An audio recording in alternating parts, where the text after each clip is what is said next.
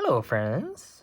Today we're gonna continue Harry Potter and the Philosopher's Stone. We're gonna to the final chapter, chapter 17, and hopefully we'll finish the book today. If not, tomorrow. So, last time, I will show some pictures earlier at the end because I don't want to waste too much people's time if they don't want to see what's ahead. But yeah, that's Professor McGonagall. But I'll show them at the end so you can skip it if you don't want to watch it. So last time, yesterday, we were at Harry, Ron, and Hermione passes all the guarding devices that put up by other teachers to get to the Philosopher's Stone. And Harry finally go through the fire and he saw a person. It was not Snape and it wasn't even Voldemort. So who could it be? Chapter 17. The Man with Two Faces. It was Quirrell. You! Gasped Harry. Quirrell smiled. His face wasn't twitching at all. Me, he said calmly. I wonder whether I'll be meeting you here, Potter. But I thought Snape... Severus? Quirrell laughed, and it wasn't his usual quivering tremble either, but cold and sharp. Yes, Severus doesn't seem the type, just doesn't he? So useful to have him swooping around like an overgrown bat. Next to him, who expect poor stuttering Professor Quirrell? Harry couldn't take it in. This couldn't be true. It couldn't. But Snape tried to kill me. No. I tried to kill you. Your friend Miss Granger accidentally knocked me over as she rushed to set fire to Snape at that Quidditch match. She broke my eye contact with you. Another few seconds, and I'd have got you off that broom. I'd have managed it before then if Snape hadn't been muttering a counter curse, trying to save you. Snape was trying to save me? Of course, said Quirrell coolly. Why do you think he wanted to referee your next match? He was trying to make sure I didn't do it again. Funny, really. He needn't have bothered. I couldn't do anything with Dumbledore watching. All the other teachers thought Snape was trying to stop Gryffindor winning. He did make himself unpopular. And what a waste of time, when after all that, I'm going to kill you tonight.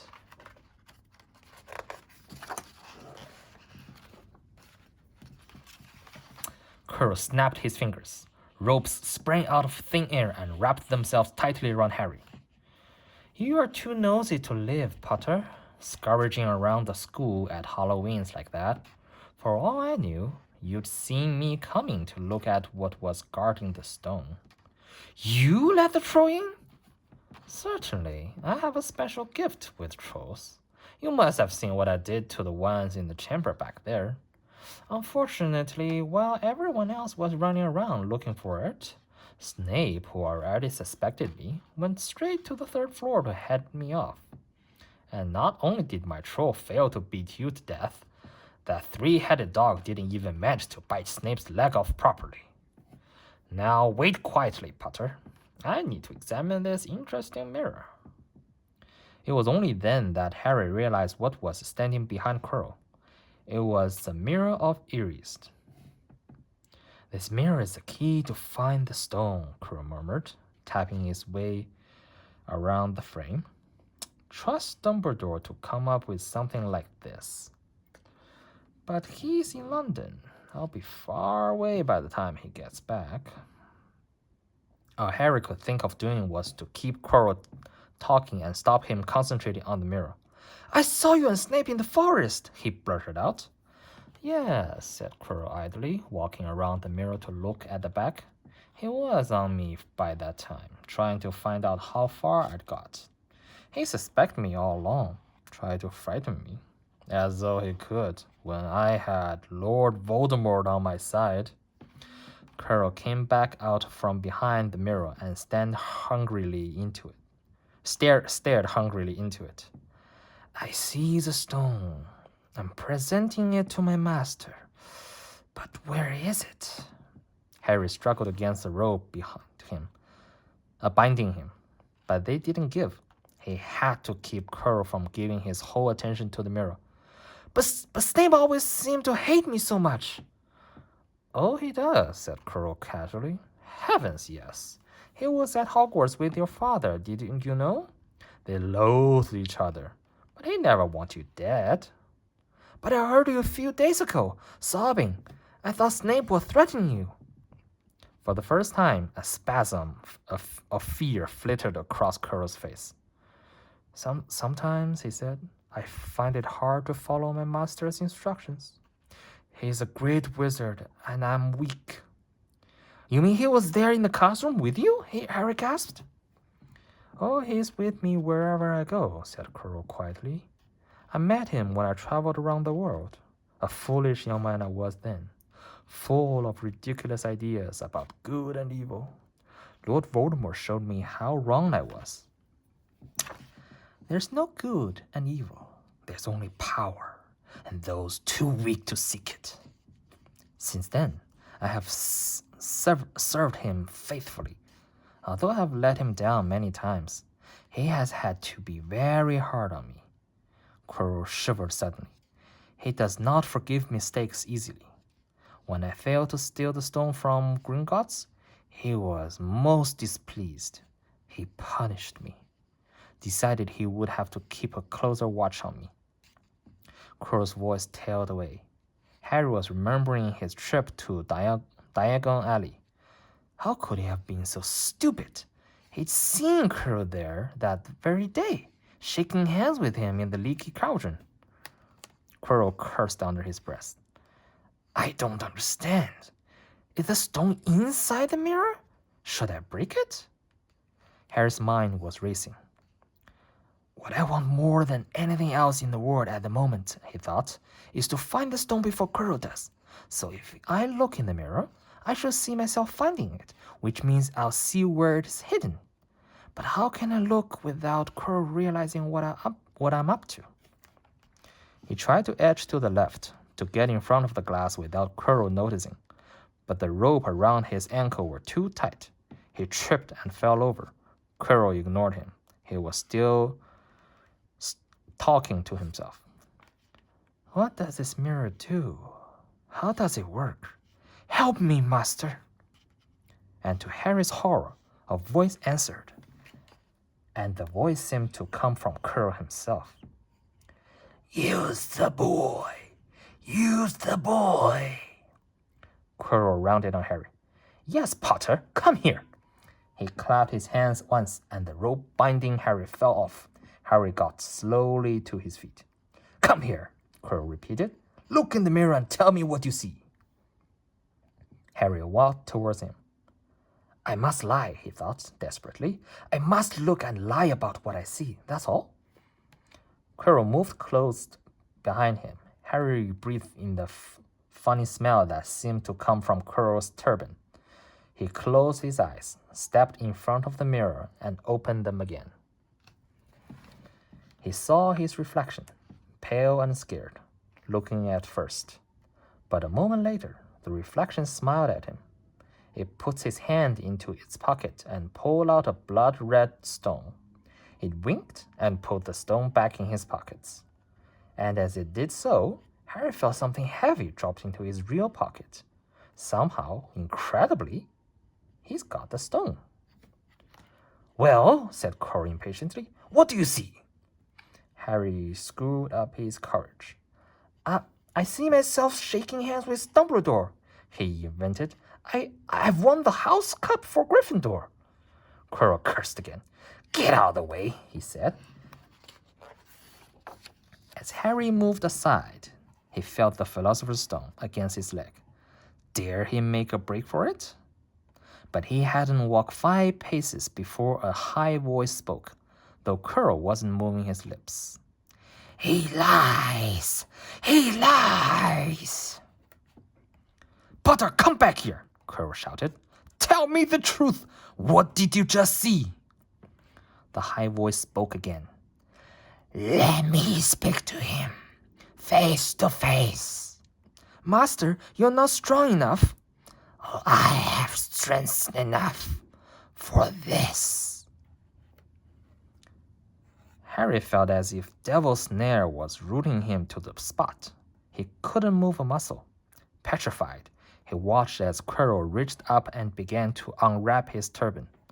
What was going on? The turban fell away. Quirrell's head looked strangely small without it. Then he turned slowly on the spot.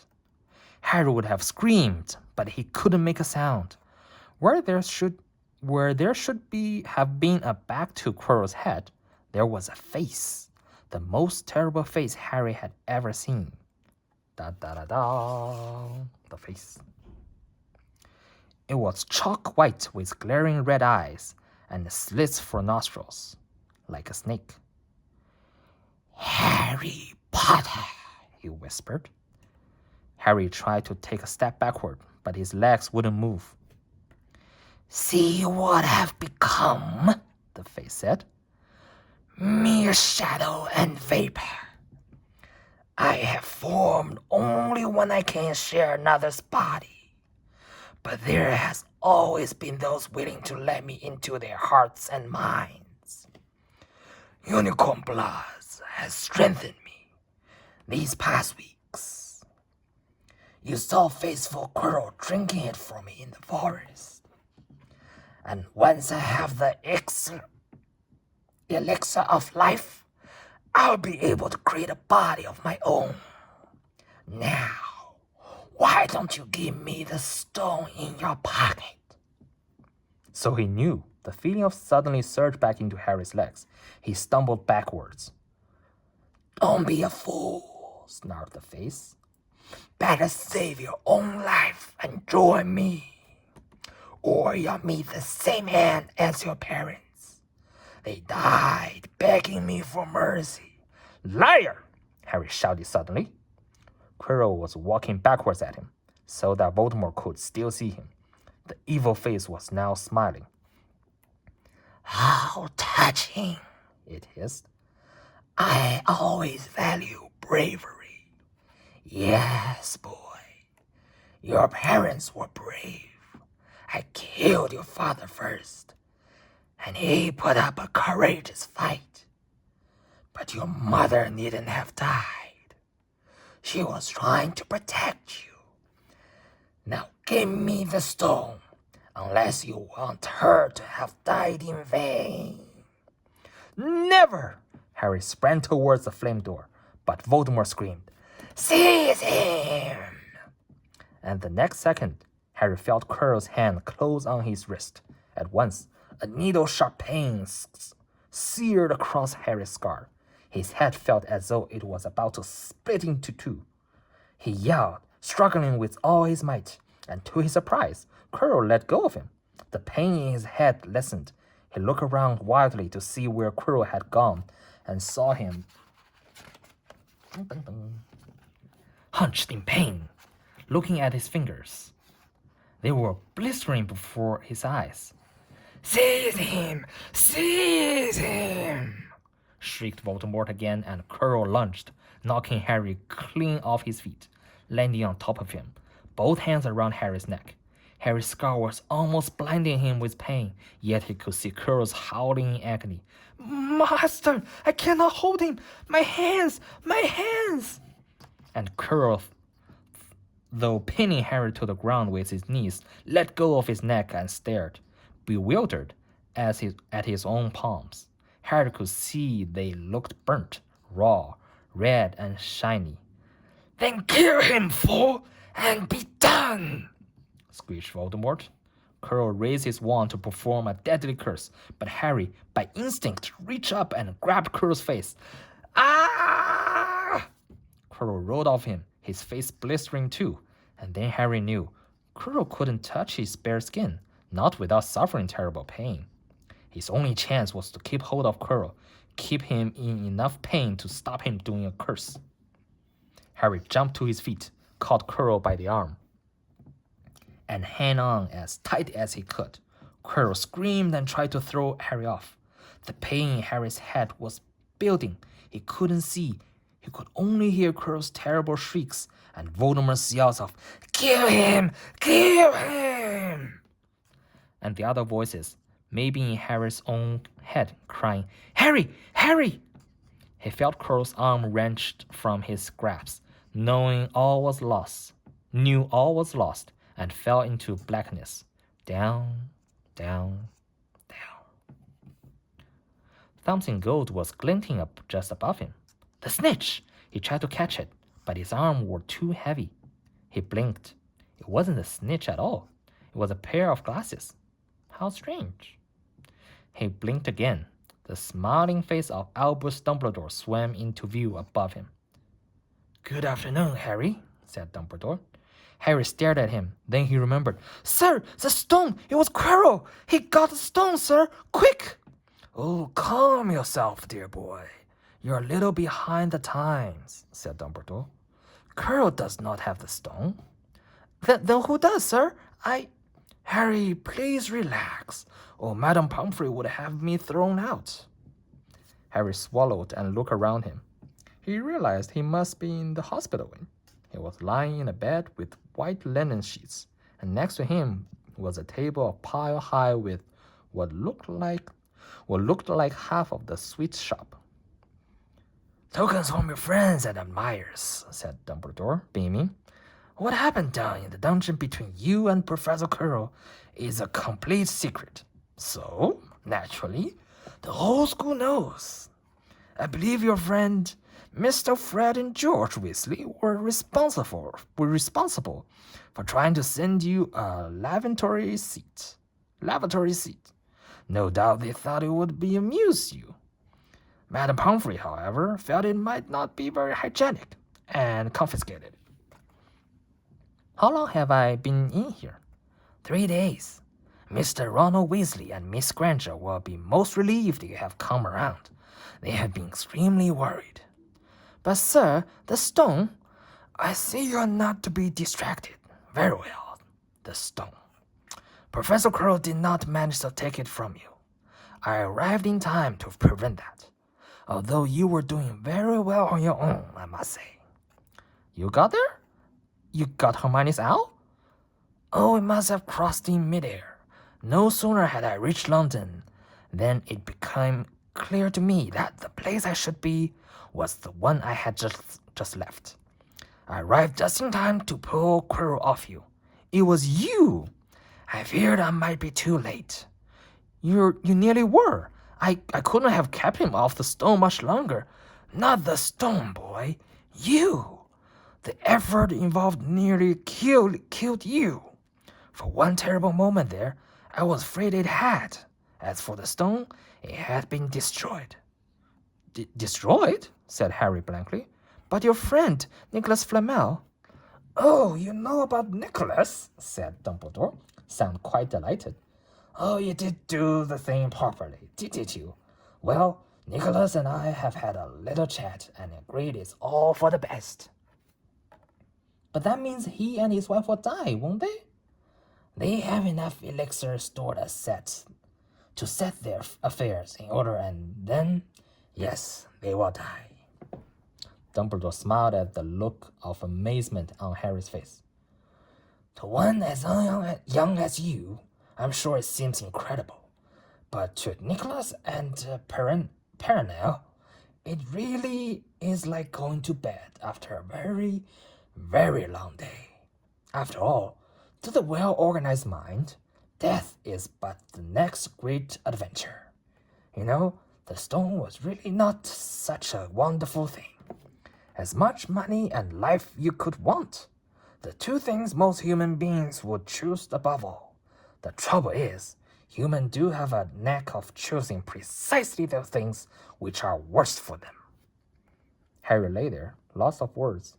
Dumbledore hummed a little and smiled at the ceiling. "Sir," said Harry, "I've been thinking. Sir, even if the stone gone, you know who—" "Call him Voldemort, Harry. Always use the proper name for things. Fear of a name increases fear of the thing itself." "Yes, sir. Well, Voldemort going to try other ways to coming back, isn't he? I mean, he hasn't gone, has he? No, Harry, he has not. He is still out there somewhere, perhaps looking for another body to share. Not being truly alive, he cannot be killed.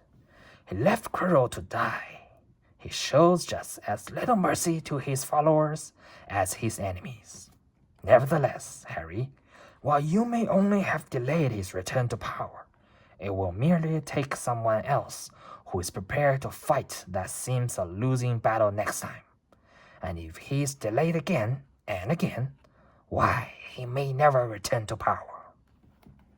Harry nodded, but stopped quickly, because it made his head hurt. Then he said, Sir, there are some other things I'd like to know, if you can tell me. Things I want to know the truth about. The truth, Dumbledore sighed. It is a beautiful and terrible thing, and should therefore be treated with great caution. However, I shall answer your questions unless I have a very good reason not to, in which case I beg your forgive me. I shall not, of course, lie. Well, Voldemort said that he only killed my mother because she tried to stop him killing me. But why would he want to kill me in the first place? Dumbledore sighed very deeply this time. Alas, the first thing you ask me, I cannot tell you. Not today, not now. You will know one day. Put it from your mind for now. Harry, when you are older, I know you hate to hear this. When you are ready, you will know. And Harry knew it would be no good to argue. But why couldn't Quirrell touch me? Your mother died to save you. If there's one thing Voldemort cannot understand, it is love. He didn't realize that love, as powerful as your mother's, for you leaves its own mark. Not a scar, no visible sign. To have been loved so deeply, even though the person who loved us is gone, will give us some protection forever. It is in your very skin. Quirrell, full of hatred, greed, and ambition, sharing his soul with Voldemort, could not touch you for this reason. It was agony to touch a person marked by something so good. Dumbledore now became very interested in a bird out of the windowsill, which gave Harry time to dry his eyes on the sheets. When he had found his voice again, Harry said, And the invisibility cloak, do you know who sent it to me? Ah, your father happened to leave it in my possession, and I thought you might like it. Dumbledore's eyes twinkled. Useful things. Your father used it mainly for sneaking off to the kitchen to steal food when he was here. And there's something else. Fire away. Quirrell said Snape, Professor Snape, Harry. Yes, him. Quirrell said he hates me because he hated my father. Is that true? Well, they did rather detest each other. Not unlike yourself and Mr. Malfoy. And then your father did something Snape could never forgive. What? He saved his life. What? Yes, said Dumbledore dreamily. Funny, the way people's mind work, isn't it? Professor Snape couldn't bear being in your father's debt. I do believe he worked so hard to protect you this year because he felt that would make him and your father quits. Then he could go back to hating your father's memory in peace. Harry tried to understand this, but it made his head pound, so he stopped. And sir, there's one more thing. Just the one? How did I get the stone out of the mirror? Ah, now, I'm glad you asked me that. It was one of my more brilliant ideas. And between you and me, that's saying something. You see, only one who wanted to find the stone, find it, but not to use it, would be able to get it. Otherwise, they just see themselves making gold or drink elixir of life. My brain surprises even me sometimes. Now, enough questions. I suggest you make a start on these sweets. Ah, Birdie spots every flavor beans.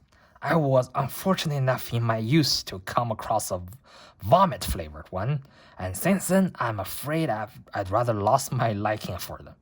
But I think I'll be safe with a nice toffee, don't you? He smiled and popped the golden brown bean into his mouth. Then he choked and said, earwax.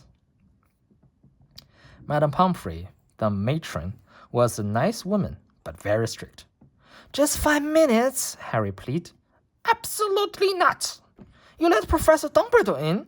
Well, of course, that was a headmaster. Quite different. You need rest. I am resting.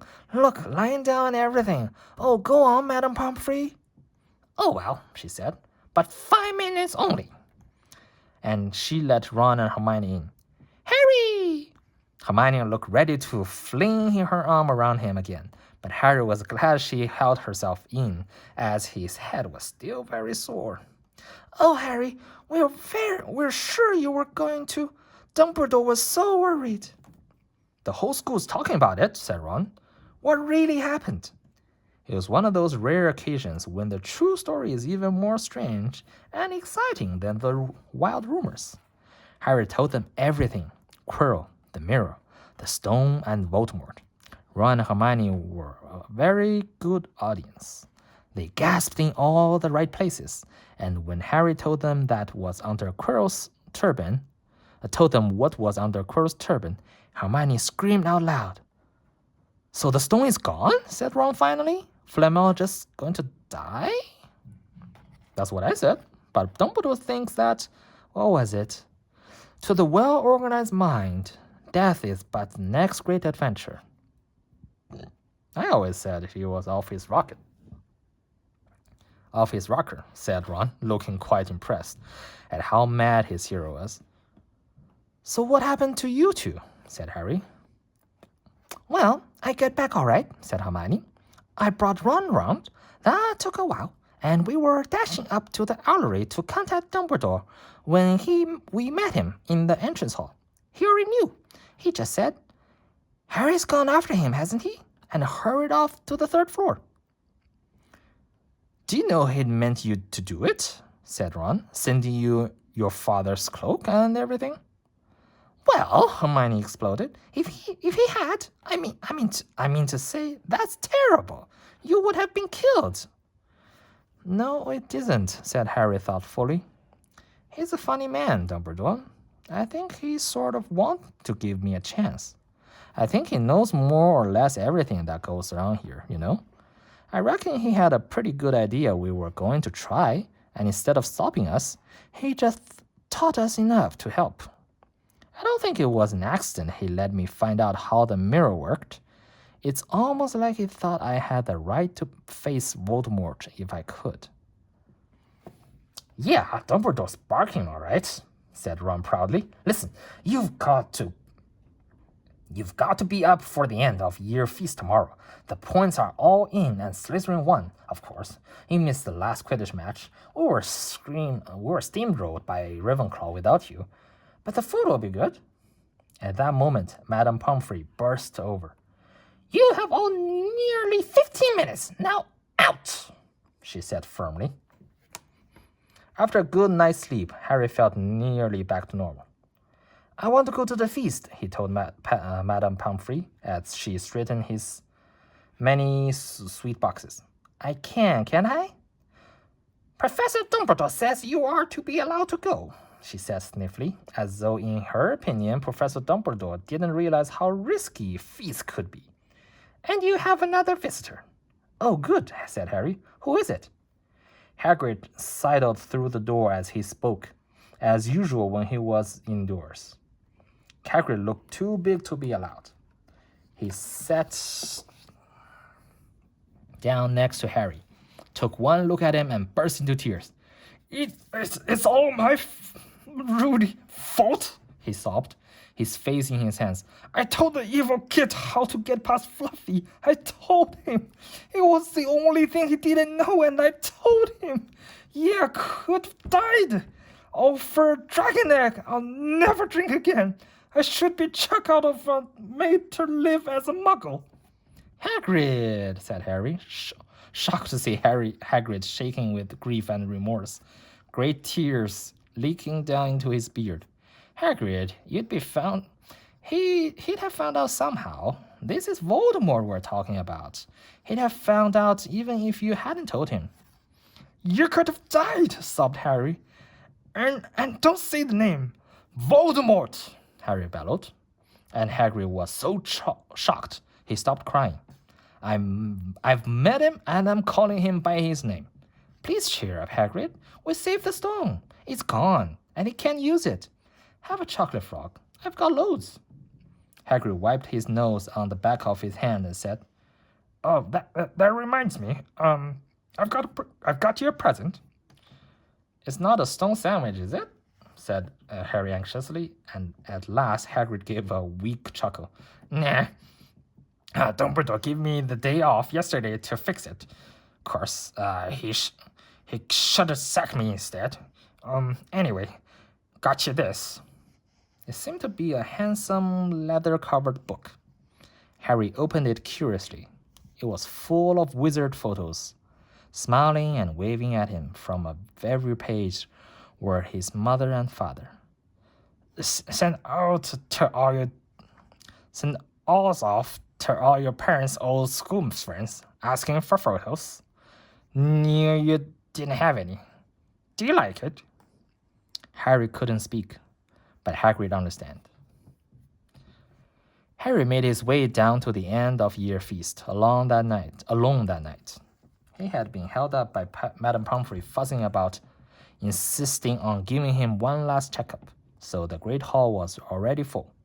It was decked out in the Slytherin color of green and silver to celebrate Slytherin's winning the House Cup for the 7th year in a row. A huge banner showing the Slytherin serpent covered the wall behind the high table. When Harry walked in, there was a sudden hush, and then everyone started talking loudly at once. He slipped into a seat between Ron and Hermione at the Gryffindor table and tried to ignore the fact that people were standing up to look at him. Fortunately, Dumbledore arrived moments later. The babble died down. Another year gone, Dumbledore said cheerfully. And I must trouble you with the old man's whistling waffle before you sink our teeth into our delicious feast. What a year it has been! Hopefully your heads are all a little fuller than they were. You have the whole summer ahead to get them nice and empty before next year starts. Now, as I understand it, the House Cup here needs awarding, and the points stand thus. In 4th place, Gryffindor with 312 points. In 3rd, Hufflepuff with 352.